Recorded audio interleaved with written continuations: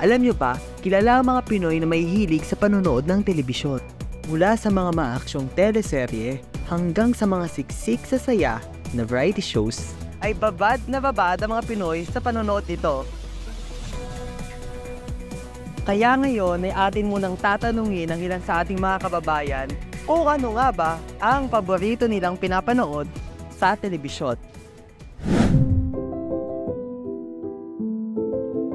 FPJ ang Batang Quiapo. Itbulaga. One Piece. Abot kamay na pangarap. Nalaman na nga natin ang paboritong pinapanood sa telebisyon ng ilan nating mga kababayan. Ano namang connection yan sa paksa ng video na to? Eto na nga. Alam nyo ba na nakapagtala lamang ng highest TV rating sa kasaysayan ng telebisyon sa Pilipinas ang Pacquiao versus Morales 2 na napanood noon sa ABS-CBN.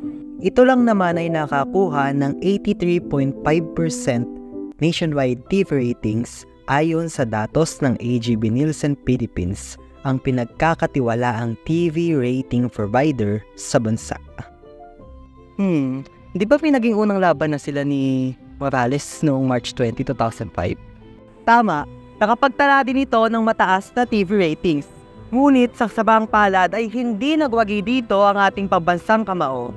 Kaya mas inabangan ng mga Pinoy ang rematch nila o muling pagtatapat noong taong 2006 kung saan ang ating pambansang kamao ang nagwagi.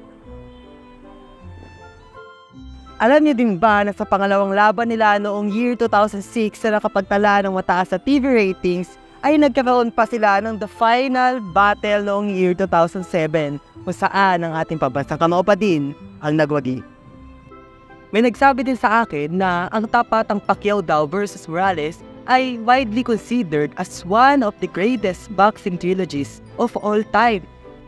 Yes, sa kabuuan nga ay 3 beses nagtapat sina Pacquiao at Morales. At sa pangalawa at pangatlong pagtatapat ay si Pacquiao ang nagwagi. Talagang nakagawian na noon ng mga Pilipino ang panonood ng mga laban ng ating pambansang kamao. Ayon nga sa isang datos mula sa PNP, noong laban pala ni Pacquiao versus Mayweather ay wala daw na italang kaso ng krimen sa buong Kamaynilaan. Ganyan pala katutok at kasuportado ng mga Pilipino ang ating pambansang kamao.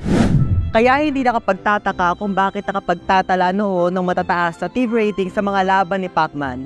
Dahil yan sa hilig ng mga Pinoy sa boxing at upang suportahan ang ating pambansang kamao. Ikaw, anong mga masasayang alaala o kwento ang naranasan mo noon habang pinapanood ang mga laban ni Pacman? I-share mo naman.